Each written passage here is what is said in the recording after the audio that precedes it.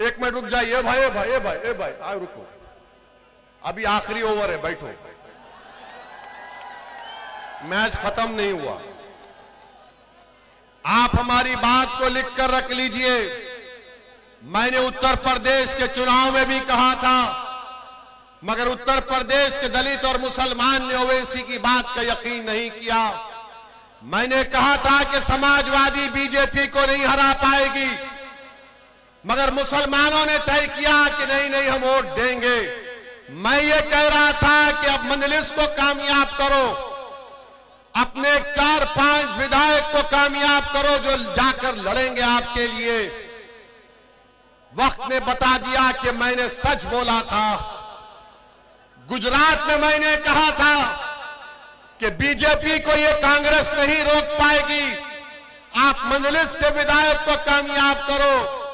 तो गुजरात के मुसलमानों ने मुझसे आकर कहा कि ओवैसी साहब, किसी ने बेटा कहा, किसी ने भाई कहा, मैं उनकी इज्जत को सलाम करता हूं कि नहीं नहीं हमको बीजेपी को हराना है। याद रखो, कांग्रेस में ताकत नहीं रही बीजेपी को हराने की, कांग्रेस में ताकत नहीं रही बीजेपी को हराने की। मैं सच कह रहा हूं, कहीं तुम भी गुजरात और उत्तर प्रदेश के मेरे उस पैगाम को अगर ठुकराओगे, ये तुम्हारा आपका इख्तियार है, कहीं नुकसान आपका और हमारा ना हो जाए। हमको अपनी आवाज को विधानसभा में पहुंचाना है। जब आपके वोटों से आपका लीडर बनकर विधानसभा में जाएगा तो वो लड़ेगा आपके लिए। अगर आप ये समझेंगे कि नहीं नहीं हम 60 साल से कांग्रेस का साथ दे रहे हैं, मत, इस पुरानी आदत को तोड़ना पड़ेगा आपको, इस पुरानी आदत को छोड़ना पड़ेगा आपको। अब एक नई आदत को पैदा करना पड़ेगा, क्योंकि आप और हमारा काम यह कि अपने नेता को पैदा करें, अपने लीडर को पैदा करें। अगर आप उत्तर प्रदेश और गुजरात की तरह तजुर्बा करेंगे तो खुदा ना खास्ता नुकसान हमारा ना हो जाए। मैं भी एक राजनीति के घराने से आता हूं, मैं भी 28 साल से राजनीति में हूं। 2 मर्तबा का विधायक रहा हूं और 4 मर्तबा का सांसद पे कामयाबी अल्लाह ने मुझे अता की। हैदराबाद की आवाम का शुक्रिया।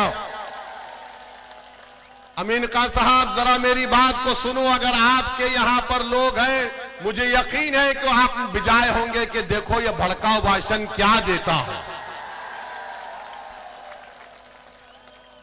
अब आपको हम भड़काऊ भाषण दे रहे हैं अमीन खान साहब। मैं भी इलेक्शन जीतता हूं। हैदराबाद में हमारे दफ्तर का नाम दारुस्सलाम है,